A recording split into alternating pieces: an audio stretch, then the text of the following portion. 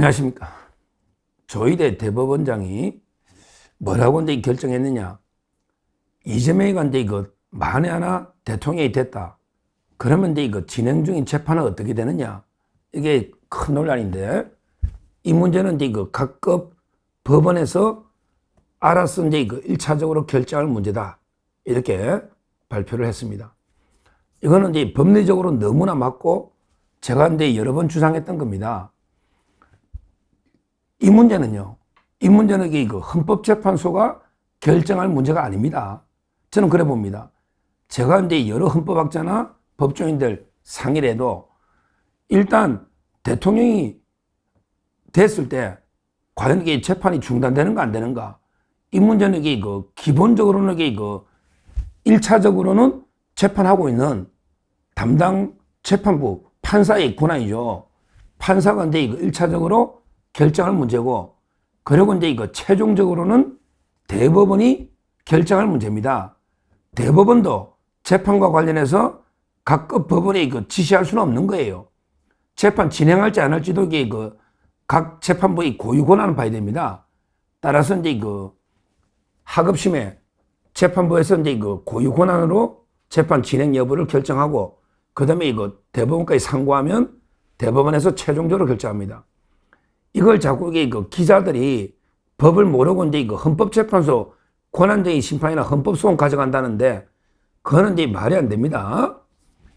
제가 저번에 심청 분석할 때 한 것처럼, 예를 들어 이제 헌법소원하고 이제 권한쟁의 심판이 있는데, 이 문제가. 근데 헌법소원은 안 되는 게, 예를 들어 이제 재판이 진행한다 해도 이것도 법원의 결정이잖아요.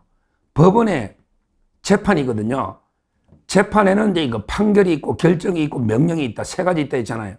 따라서 이제 법원의 재판에 대해서는 헌법재판소에 헌법소원을 할 수 없다. 따라서 이제 재판부가 재판을 진행하든 말든 이게 이재명이가 내 권한이 침해됐다, 내 기본권 침해됐다 해서 헌법소원을 할 수는 없다. 이거는 이제 명백합니다. 왜? 법원의 재판에 대해서는 헌법소원을 할 수 없다고 돼 있거든요. 아직까지 법이 그렇습니다. 법이. 왜 그러냐면 이게 법을 뜯어고치지 않는 이상은, 지금 이제 민주당에서 헌법재판소법을 뜯어고치가지고 법원의 재판에 대해서도 헌법소원할 수 있는 것처럼, 이거는 이제 법을 뜯어고치겠다는 거고, 현행법상으로는 분명히 헌법재판소법 68조에 보면 법원의 재판을 제외하고 헌법소원할 수 있습니다. 따라서 이제 헌법소원을 가져갈 수는 없다. 그래서 이제 언론에 보면 기자들이 권한쟁의 심판할 수 있는 거 아니냐. 권한쟁의 심판이라는 거는 국가기관끼리 권한의 존부에 대해서 다툼이 있는 거예요.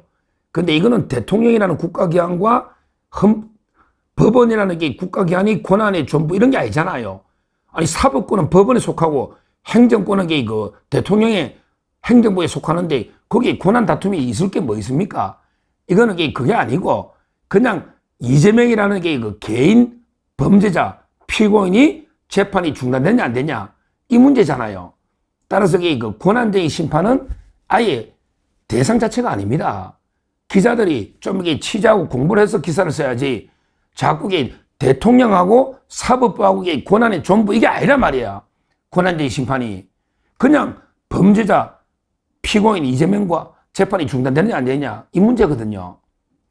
결론적으로 재판 중단 여부는 헌법재판소가 관여할 문제는 아니라 봅니다.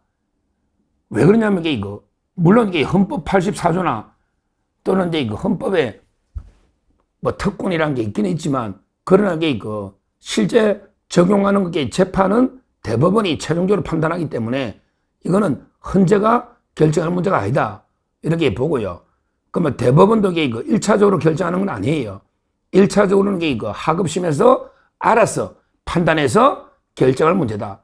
물론 사건이 대법원 오면 최종적으로 대법원이 판결한다. 여기서 끝내는 거예요. 대법원 판결이 돼서 헌재로 가져간다? 이건 말도 안 되는 이야기입니다. 자, 그렇다면 지금 이제 이재명의 재판이 5개 있어요. 5개. 그래서 이제 이 중에요, 진짜 용기 있는 원칙 판사 한 명만 있어도 난리 날 겁니다. 예를 들어 이재명이가 대통령이 됐다. 근데 용기 있는 하급심 판사 한 명이라도 이재명 재판하러 오시오. 이렇게 요구하면 이거 나라가 뒤집어지지 않겠습니까? 찬반으로. 지금 여기 국민 여론도요. 요것만 유일하게 재판이 중단되면 안 된다. 재판 계속돼야 된다. 이게 높아요. 찬반 투표에서 유일하게 이재명한테 불리하게 노는 게 이재명 재판은 계속돼야 된다. 요게 약간이나마 여론이 높게 나옵니다. 몇 프로라도. 그러니까 이제 하급심 판사가 용기 있게 이재명 재판하러 오시오. 이러면 나라가 또 찬반 양론, 찬성이 재판 중단되면 안 된다는 여론이 많기 때문에 이것만 해도 나라가 뒤집어진다. 그래서 제가 이제 판사들 다시 한번 말씀드리지만 가장 이제 예를 들어 대북 송금, 그 다음에 경기도 법카 있잖아요. 요거는 이제 수원지법의 11부, 바로 이제 송병훈 부장판사입니다. 대북 송금하고, 그 다음에 법카, 요거는 이제 수원지법 11부의 송병훈 판사. 그 다음에 대장동 본재판 있잖아요. 대장동 위례 백현동 FC. 본재판은 이제 서울중앙지법의 33부 중앙지법. 여기 이진관 판사입니다. 이진관. 그 다음에 위정교사는요. 위정교사는 이제 고등법원으로 가 있죠. 고등법원 3부에 거기 이승한, 승리할 때 이승한 부장판사입니다. 고법 3부. 그 다음에 중요한 선거법은 파기환송돼서, 공직선거법은 파기환송돼서 이제 7부로 가 있죠. 바로 이제 이재권, 이재권, 고등법원의 7부입니다. 크게 사건은 이제 5가지지만, 부는 이제 대북 송금하고 이제 법카가 같은 재판부이기 때문에 4개 재판부가 있습니다. 이 4개 재판부가 각각 알아서 이제 재판 중단 여부를 결정하거든요. 1차적으로는. 근데 중요한 게 여기서 이제 판사들이 눈치를 봐가지고 이제 완전히 권력 눈치를 봐서 5년간 중단시킨다. 그럼 이게 공범들은 어떻게 되는 겁니까?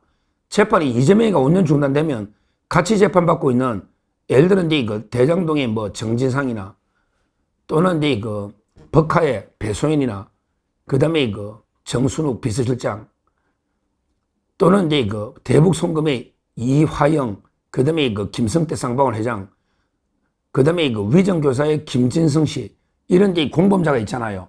이재명이가 중단되면 그러면 이게 공범자는 5년 동안 또 중단되는 안 되냐? 이것도 큰 문제가 생기거든요.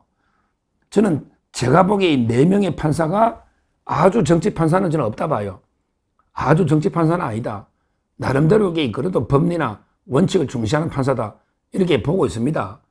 그러니까 이제 이 4명 중에 한 명이라도 강단 있는 원칙 판사가 나오면 이재명이가 되더라도 우리 재판 진행합니다. 이러면 이게 나라가 또 두동강 날 거 아닙니까? 그러면 이게 이재명이가 버티기 어렵거든요. 그래서 이제 이재명이가 말도 안 되는 법을 만들어서 피고인이 대통령 되면 중단된다. 이런 이제 법률을 무리하게 만들려고 하는 게 바로 이게 혹시라도 신진우 부장판사처럼 강단 있는 판사가 재판 진행할까 싶어서 겁을 먹고 미리 법을 만들려고 하는데 이런 이런 법을 지 맘대로 만든다면 그것도 심각한 문제가 아니겠습니까? 그거는 이제 또 우리가 대선 이후에 국무회의 심의를 거쳐야 법이 통과되잖아. 근데 이 국무회의는 아직도 우리 윤석열 정권의 장관들이 국무회의 구성원이잖아요. 그러니까 이제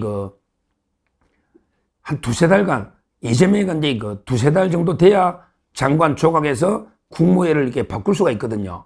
그러니까 이제 그 전에 공직선거법이나 그 전에 재판하면 끝내버리면 재선 갈 수가 있단 말이죠. 그게 2-3달 걸리니까. 지금 가장 빠른 게 공직선거법이 6월 18일 날 연기돼 있잖아요. 그래서 결국 제가 이제 볼 때 하급심의 4개 재판부가 5개의 사건을 크게 하고 있다. 이 중에 조희대 대법원장이 각자 알아서 할 문제를 했으니 만약에 하나의 재판부라도 진짜 제대로 법과 양심, 이 가운데 소심 판사가 있다면 재판 진행을 강행하면 나라가 뒤집어질 수 있겠다.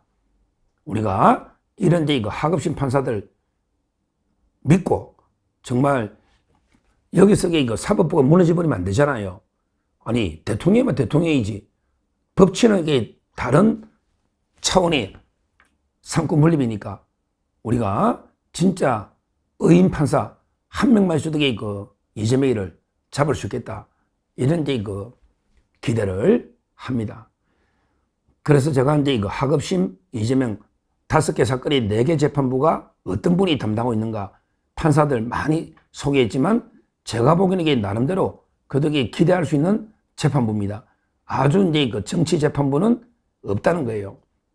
그 중에 특히 제가 좀 기대하는 거는 대북 송금이나 법화, 특히 대북 송금은 이제 그 이화영이가 곧 아마 그 대법원 선고되니까 대법원에서 다시 한번 이화영과 김용을 통해서 이재명에 대해서 미리 보는 판결로 유죄를 하면요. 이화영이가 유죄가 되면 이재명도 유죄입니다. 그 다음에 김용희가 유죄가 되면 또 이재명도 유죄인데 대법원에서 이제 이재명을 또 결정적인 타격을 주는 게 이화영과 김용 재판입니다. 그래서 저는 만약에 대북 송금 재판부가 계속 이화영, 김성태하고 이재명 재판을 진행한다. 이래버리면 이재명 난리 나잖아요. 아니, 자기는 대통령이 됐는데 대북 송금을 재판한다. 이러면 국제적으로 이재명이가 뭐가 되겠습니까? 지금 미국도 난리잖아요. 또 세세 외교 이러면서 난리니까 아마 저는 가장 기대하는 게 물론 공직선거법이 제일 빠르지만 그런 게 실질적으로 이재명한테 형량을 거의 10년, 15년 때릴 수 있는 거는 대북 송금이다. 이 재판부가 흔들리지 않고 그대로 재판을 진행하면 저는 이재명을 반드시 대통령 되더라도 끌어내리고 재선거 가능하다. 이렇게 기대를 하고 있고 하여튼 조희대 대법원장이 각각의 재판 중단 여부는 1차적으로는 하급심 재판부가 알아서 판단하고 그 다음에 최종적으로는 대법원이 하겠죠. 이거는 헌법재판소의 영역은 아니다. 분명히 말씀을 드리고 앞으로 과연 우리 사법부가 살아날 수 있는지 용기 있는 재판부가 하나라도 있는지 기대를 갖고 감시해야 되겠다. 이렇게 말씀드리고 법률로 하되 심층 분석으로 헌재는 손을 떼야 된다. 그리고 저는 분명히 말하지만 재판은 계속 돼야 된다. 기존에 진행 중인 재판은 계속돼야 된다. 하급심 재판부 4개가 있으니까 우리가 기대를 갖고 한번 지켜보시면 되겠습니다. 감사합니다.